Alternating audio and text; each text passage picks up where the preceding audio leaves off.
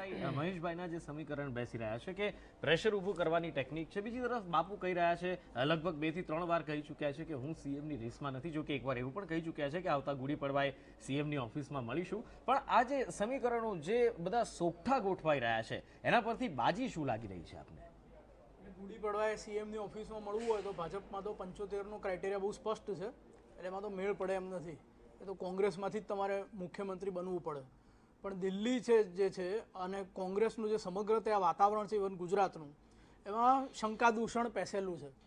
અને શંકા દૂષણ જે આપણી જૂની શાસ્ત્રો કહો કે ચાઇનીઝ વોરના શાસ્ત્રો કહો, એમાં શંકા દૂષણને યુદ્ધ પહેલાંની એક બહુ મહત્ત્વની પરિસ્થિતિ એમાં વર્ણવવામાં આવી છે. એટલે બાપુ પ્રત્યે કોંગ્રેસમાં પાછલા કેટલાક સમયથી જે રીતે સંકર્ષિત સિગ્નલ ફેંકી રહ્યા છે, એમાં એક શંકા દૂષણ ઊભું થયેલું છે. એટલે મહાદેવે જે હમણાં કહ્યું કે આવું કંઈ છે જ નહીં ને આખો અપપ્રચાર છે, અને આપણે જે પરિસ્થિતિ સ્પષ્ટ કરી કે જુદા જુદા ધારાસભ્યોએ ના પાડી કે આવું કંઈ નથી, એ બંનેની વચ્ચેની પરિસ્થિતિ છે. કારણ કે ધારાસભ્યો પણ કોંગ્રેસના, કારણ કે એક એવું શંકા દૂષણ ઊભું કરવામાં આવ્યું હતું કે ચૂંટણી વહેલી આવવાની છે. સપ્ટેમ્બરથી આ શંકા દૂષણ ઊભું થયું હતું કોંગ્રેસમાં, અને એના કારણે એ લોકોએ ઉમેદવાર પસંદગીની પ્રક્રિયા 1 વર્ષ પહેલાં શરૂ કરી. અને એ જે આખી પ્રક્રિયા થઈ એમાં એક મત વિસ્તારમાંથી 5 ને 6 ઘણી જગ્યાએ 25 ને 50 કોંગ્રેસીઓએ લિસ્ટ મોકલ્યા બૂથના, જે ક્રાઇટેરિયામાં હતા પક્ષના નિયમોના, અને પોતાની દાવેદારી રજૂ કરી. પછી એનું સંમેલન ભરાયું. એટલે એક મત વિસ્તારમાંથી 5 કોંગ્રેસીઓ એકબીજાની સામું મળે સંમેલનમાં અને કે આ ઉમેદવાર છે, આ છે, અને પેલો જે સિટિંગ ધારાસભ્ય હોય એ અનસેફ ફીલ કરે કે આ બધામાં ભાઈ મારું શું, મારું જે સિટિંગ છે એમને તો કહી દો કે ભાઈ તમને લડવાનું તમારું ફાઇનલ. જપનભાઈ, આ બાબતે વાત કરીશું, હજી ચર્ચાને આગળ વધારીએ. એટલે એ ધારાસભ્યના મનમાં એક અસમંજસ છે. હવે આવતા મહિને રાજ્યસભાની ચૂંટણી આવે છે, એટલે એમાં ધારાસભ્યોના વોટથી રાજ્યસભાની 3 બેઠકોની ચૂંટણી થતી હોય છે. એમાં 1 બેઠક કોંગ્રેસની છે અને 2 સ્મૃતિ ઈરાનીને દિલીપ પંડ્યા, કદાચ દિલીપ પંડ્યાને રિપ્લેસ કરે એવી વાત છે, આપણે કંઈ જાણતા નથી આમાં, અને સ્મૃતિ ઈરાની રિટેન કરે. પણ ત્રીજી બેઠક છે એ કોંગ્રેસની છે. અને ધારાસભ્યોમાં આવું શંકા દૂષણ ઊભું થાય, ક્યાંક એ વાત આગળ ચાલે, અને થોડા ધારાસભ્યો માનો કે ક્રોસ વોટિંગ કરે રાજ્યસભામાં, રાજ્યસભાની જે ચૂંટણી છે એમાં ગુજરાતની, તો કોંગ્રેસને તકલીફ પડી શકે કેમ, એક પ્રશ્ન છે. અને એ પરિસ્થિતિ પહેલાં આજનું આ વિષય ઊભો થયો છે આજે. એટલે આ પણ એક મહત્વનું છે. રાષ્ટ્રપતિ અને ઉપરાષ્ટ્રપતિની ચૂંટણીઓ પણ આવે છે, એમાં પણ ધારાસભ્યોના મતો હોય છે. એટલે એ વખતે જો, કારણ કે આપણે ઉત્તર પ્રદેશમાં વિધાનસભાની ચૂંટણી પહેલાં જોયેલું કે રાજ્યસભાની જે ચૂંટણી થઈ એમાં શું થયું હતું, ક્રોસ વોટિંગ કેવા થયા હતા, અને પછી એ ધારાસભ્યો ભારતીય જનતા પક્ષમાં ભળી ગયા હતા. અને હરિયાણામાં પણ આપણે જોયું, ઘણે ઠેકાણે આપણે જોયું. એટલે આ પણ એક પરિસ્થિતિ છે કે કોંગ્રેસના ઉમેદવાર કોણ છે અને રિટેન ના થઈ શકે માટે કોંગ્રેસના કેટલાક ધારાસભ્યો હોય આ રીતનું શંકા દૂષણ ઊભું થઈ, કોઈક પ્રવૃત્તિ ચાલુ થઈ હોય.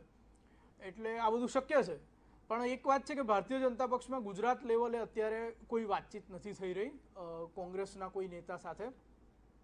કદાચ ગ્રાઉન્ડ લેવલે થતી હોય પણ સ્ટેટ લેવલે નથી થઈ. કોઈ વાતચીત થઈ રહી હોય તો એ કી પર્સન દ્વારા દિલ્હીમાં વાતચીત થઈ રહી હોય એવું શક્ય છે, એવા સિગ્નલ્સ પણ છે.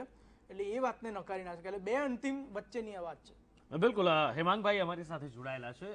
જે નિવેદન આઈકે જાડેજા દ્વારા આપવામાં આવ્યું, જે પ્રમાણેની પત્રકારો સાથેની વાતચીત કરવામાં આવી, જપનભાઈ આપનું આમાં શું ગણિત બેસે છે એ જાણવા માંગીશું. ના, એટલે આમાં ગુજરાત ભાજપના કોઈ નેતાને તો આની જાણકારી નહીં હોય. જે કંઈ મારા જાણકારી મુજબ હતું, દિલ્હી વાતચીત ચાલી રહી હતી અને ક્યાંક લોકલ લેવલે કોઈ ધારાસભ્ય સાથે કોઈકે વાત કરી હોય, પણ એ કંઈ ફોર્મલ વાત ના કહેવાય. અને આઈકે જાડેજા ભારતીય જનતા પક્ષનું પ્રતિનિધિત્વ કરે છે, એટલે દેખીતું જ છે કે એમની પ્રતિક્રિયા આ જ હોય.